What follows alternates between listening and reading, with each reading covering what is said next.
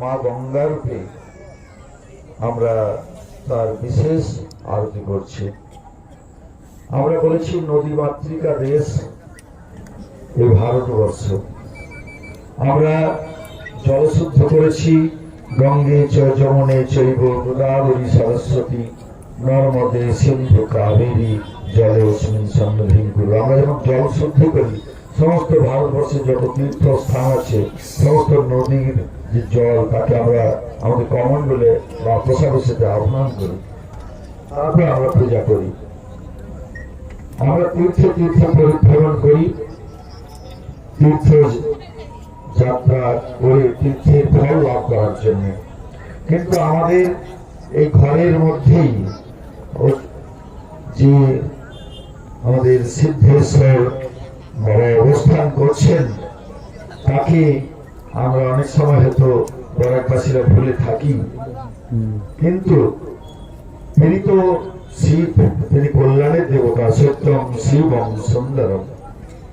তিনি সর্বদা যেখানে রয়েছেন তিনি সব সময় কল্যাণ করছেন, সবসময় মঙ্গল করছেন। এবং তারই পাদদেশে বসে আজকে আমরা বরাক রূপ গঙ্গার আমরা পূজা করবো, তার আরতি করবো, আমাদের প্রণতি নিবেদন করব। আমরা আজকে এই স্থানে এই মহাতীর্থে আমরা চাই যে ভগবান সিদ্ধেশ্বর তার কল্যাণ হস্ত বরাক ভ্যালির সমস্ত মানুষের মধ্যে পতিত হোক, সকলে সুখে শান্তি কল্যাণের অবস্থান করি। মঙ্গল এবং কল্যাণের দেবতা শিব।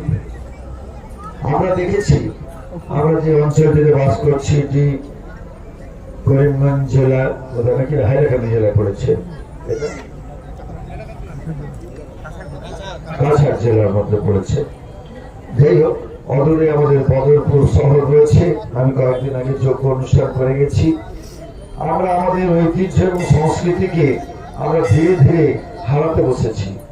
আমাদের কোথায় আজকে আমাদের যে সমস্ত ভারতবর্ষের তথা আসামের যে সমস্ত রাজনৈতিক নেতারা আছেন, তারা অগ্রণী ভূমিকা নিয়েছেন, নিয়ে আজকে করিমগঞ্জকে শ্রীভূমি জেলাতে রূপান্তরিত করেছেন। এটা আমাদের কাছে খুব আনন্দ সংবাদ। এবং তার সাথে সাথে আমাদের বরাকবাসীর একটা আবেদন রয়ে গেছে, যেটা আমরা সরকারের কানে তুলতে চাই। যেখানে বদরপুর কেন হবে? আমাদের এই হিন্দুস্থান ভারতবর্ষে এটা বদরুদ্দিনের জায়গা নয়, এটা আমাদের বাবা সিদ্ধেশ্বরের জায়গা। এই জায়গাটিকে অনেকদিন ধরে দাবি উঠছে, বিভিন্ন অঞ্চলে আমরা দেখে আসছি যে সিদ্ধেশ্বর শিব আজকে রয়েছেন। তাকে এই দেবতাকে সামনে রেখে দেবতার নামকরণ করে আমরা প্রত্যেকদিন আমরা বদরপুর বলছি। আমাদের ভগবানের নাম যদি করতে পারি, কোথায় কোথায় আমরা কোথায় থাকি? আমরা সিদ্ধেশ্বরে থাকি। আমরা সিদ্ধেশ্বর জংশন বদরপুর স্টেশন যদি নাম পাল্টে যায়, আমাদের মনে একটা আনন্দের প্রবাহ খেলে যাবে। আর ভগবান সিদ্ধেশ্বরের আশীর্বাদ আমরা মনে করবো প্রতিটি মুহূর্ত আমরা লাভ করছি তার চিন্তা ভাবনা করে। আগেকার দিনে পিতামাতা কি করতেন? তার ছেলে মেয়ের নাম রাখতেন ভগবানের নাম দিয়ে। গোবিন্দ রাখতেন, নারায়ণ রাখতেন, ইত্যাদি ইত্যাদি। সীতা সাবিত্রী রাখতেন।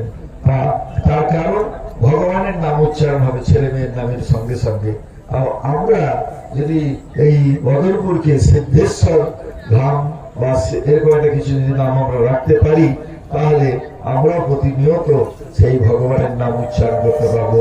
যারা দূরে রয়েছেন তারাও যেমন করবেন, আমরা যারা নিকটে রয়েছি, যারা এখানে তার ছত্রছায়া রয়েছি, বাবা সিদ্ধেশ্বরের ছত্রছায়া, তারাও তার আশীর্বাদ লাভ করতে পারবো। আজকে বরাক ভ্যালির যারা রাজনৈতিক নেতা আছেন তারা অনেক কাজ করছেন। এখানে মধ্যে কমলাক্ষবাবু আছেন। আমি কমলাক্ষবাবুকেও একটা অনুরোধ রাখছি, সবাই তার পক্ষ থেকে কমলাক্ষবাবু হয়েও বলছি, কমলাক্ষবাবুর মনের ইচ্ছা এটা নিশ্চয়ই, এটা যাতে পূর্ণ হয় সেটা তো আমরা তো চেষ্টা করলে করতে পারবো না। যাদের ক্ষমতা আছে, পাওয়ার আছে, যাদেরকে আমরা আমাদের নেতা মেনে নিয়েছি, তাদেরকেই করতে হবে, নেতাদেরকেই নেতৃত্ব দিতে হবে এবং খুব তাড়াতাড়ি এটিকে ওই সিদ্ধেশ্বর ধামে রূপান্তরিত করা যায় কিনা দেখতে হবে। আরেকটি আমাদের ঘোষণা আছে, আমাদের করিমগঞ্জে টাউন কালীবাড়ির 300 বছর পূর্তি উপলক্ষে 8 এবং 9 তারিখে বিরাট ধর্ম সম্মেলন অনুষ্ঠান আছে। 9 তারিখে আমাদের পশ্চিমবাংলার সেই বিখ্যাত স্বামীজি প্রদীপ্তানন্দজি তথা কার্তিক মহারাজ তিনি ওদিন বিকালে সেখানে ভাষণ দেবেন। 9 তারিখে আপনারা সকলে আসবেন, 4টের মধ্যে সকলে চলে আসবেন। আর পরের দিন 10 তারিখে আমরা এখানে এই সিদ্ধেশ্বর বাবাকে অবলম্বন করে যে বারুণী মেলা হয়, বারুণী মেলার যে মাঠ রয়েছে সেই মাঠে এক বিরাট সমাবেশের আয়োজন করা হচ্ছে। এটা সম্ভবত সকাল 11টার সময় হবে।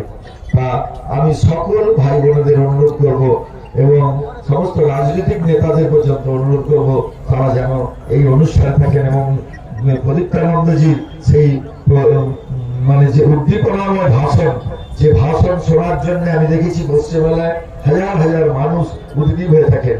তিনিও পশ্চিমবাংলায় আসামের দেখা দেখি হিন্দু রক্ষী দল গঠন করছেন। এখানে হিন্দু রক্ষী দলের ব্যবস্থাপনায় এবং আমাদের সিদ্ধেশ্বর মন্দিরে যারা পরিচালক মন্ডলী আছেন তাদের সহযোগিতায়, ওখানে যে নারায়ণ মন্দির আছে এবং এই অঞ্চলে সকলকার সহযোগিতায় এক বিশাল অনুষ্ঠান হবে। মনে রাখবেন তারিখটা হচ্ছে 10 তারিখ সকাল 11টার সময় অনুষ্ঠান হবে। আমরা হাজারে হাজারে কাতারে কাতারে যাতে আমরা জানান দিতে পারি। আর এর সাথে সাথে আমাদের কমলাক্ষবাবু একটা অনুরোধ রেখেছেন যে সম্প্রতি কত তারিখ না 29 তারিখ, আজকে 27 তারিখ, 29 তারিখে কোথায় হবে এটা? শ্রীভূমি মানে আমাদের পূর্বাতন কমিটির বর্তমান শ্রীভূমি, সেই শ্রীভূমিতে বিরাট ইয়ে করে প্রতিবাদ একটা সভা হবে এবং মিছিল হবে, আমাদের মশাল মিছিল হবে। এটা সন্ধ্যা থেকে হবে, নিশ্চয়ই সন্ধ্যার 5টা থেকে শুরু হবে। আপনারা দলে দলে যোগদান করে বাংলাদেশে যে হিন্দুদের কোনো অত্যাচার হচ্ছে, আমাদের চিন্ময় প্রভুকে যে অ্যারেস্ট করা হয়েছে ইত্যাদি ইত্যাদি বিভিন্ন যে বাঙালি আমাদের হিন্দুদের উপর যে অত্যাচার তার প্রতিবাদ স্বরূপ সেখানে সকলকে থাকার জন্য কমলাক্ষবাবুর পক্ষ হয়ে আমি এটা অনুরোধ করছি এবং সমস্ত হিন্দু সমাজের পক্ষ হয়ে আমি অনুরোধ করছি। হিন্দু রক্ষী দল এবং যত হিন্দু সংগঠন আছে, RSS, বিশ্ব হিন্দু পরিষদ, বজরং দল থেকে শুরু করে যত হিন্দু সমাজে যত ধর্মীয় প্রতিষ্ঠান আছে, আমাদের যত গুরুবাদ আছে, সমস্ত সকলকে এখানে আসতে হবে।